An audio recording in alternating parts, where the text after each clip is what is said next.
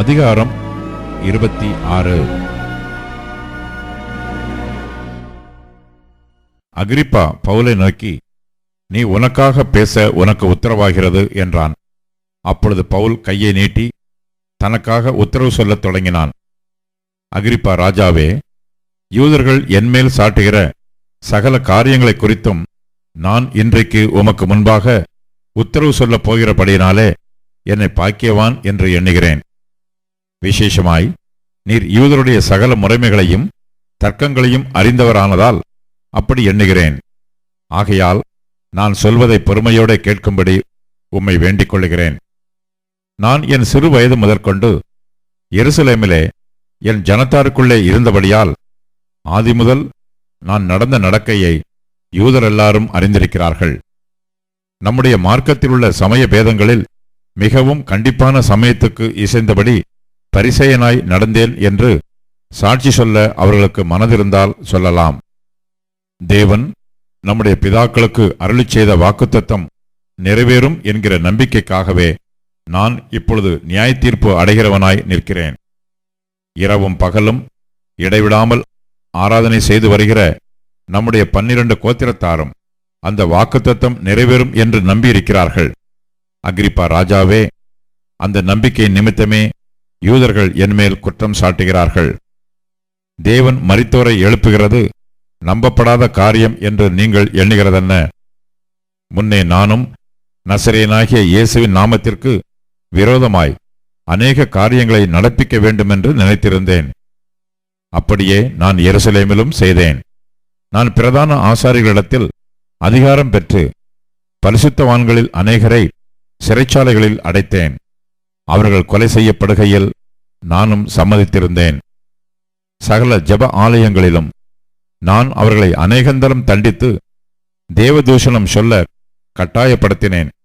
அவர்கள் பேரில் மூர்க்கவெறி கொண்டவனாய் அந்நிய பட்டணங்கள் வரைக்கும் அவர்களை துன்பப்படுத்தினேன். இப்படி செய்து வருகையில் நான் பிரதான ஆசாரிகளிடத்தில் அதிகாரமும் உத்தரவும் பெற்று தமஸ்குவுக்கு போகும்போது மத்தியான வேளையில், ராஜாவே, நான் வழியிலே சூரியனுடைய பிரகாசத்திலும் அதிகமான ஒளி வானத்திலிருந்து என்னையும் என்னுடனே கூட பிரயாணம் பண்ணினவர்களையும் சுற்றி பிரகாசிக்க கண்டேன்.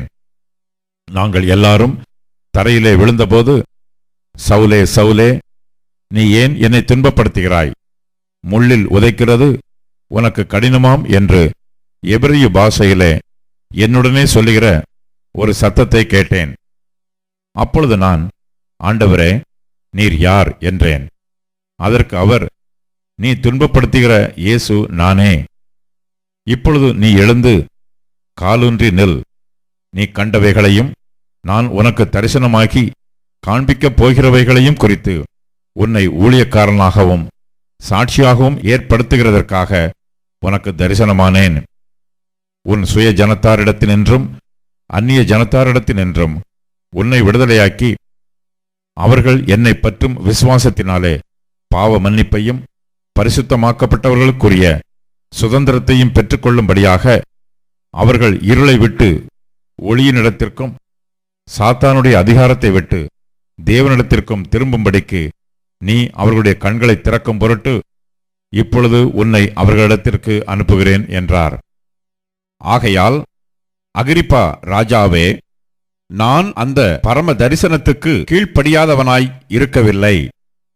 முன்பு தமஸ்குவிலும் எருசலேமிலும் யூதேயா தேசம் எங்கும் உள்ளவர்களிடத்திலும் பின்பு பிரஜாதியாரிடத்திலும் நான் போய் அவர்கள் தேவனிடத்திற்கு மனந்திரும்பி குணப்படவும் மனம் திரும்புதலுக்கேற்ற கிரியைகளை செய்யவும் வேண்டுமென்று அறிவித்தேன். இது நிமித்தமே யூதர்கள் தேவாலயத்திலே என்னை பிடித்து கொலை செய்ய பிரயத்தனம் பண்ணினார்கள். ஆனாலும் தேவ அனுக்கிரகம் பெற்று நான் இந்நாள் வரைக்கும் சிறியோருக்கும் பெரியோருக்கும் சாட்சி கூறி வருகிறேன்.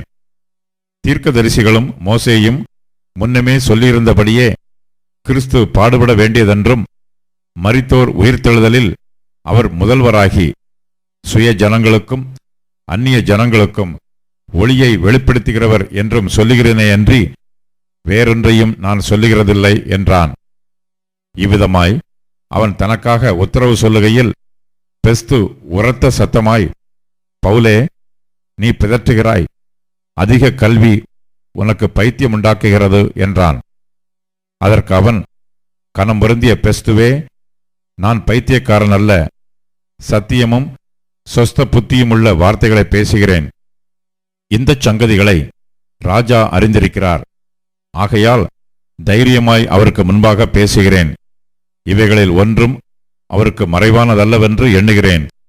இது ஒரு மூலையிலே நடந்த காரியமல்ல. அகிரிப்பா ராஜாவே, தீர்க்கதரிசிகளை விசுவாசிக்கிறீரா?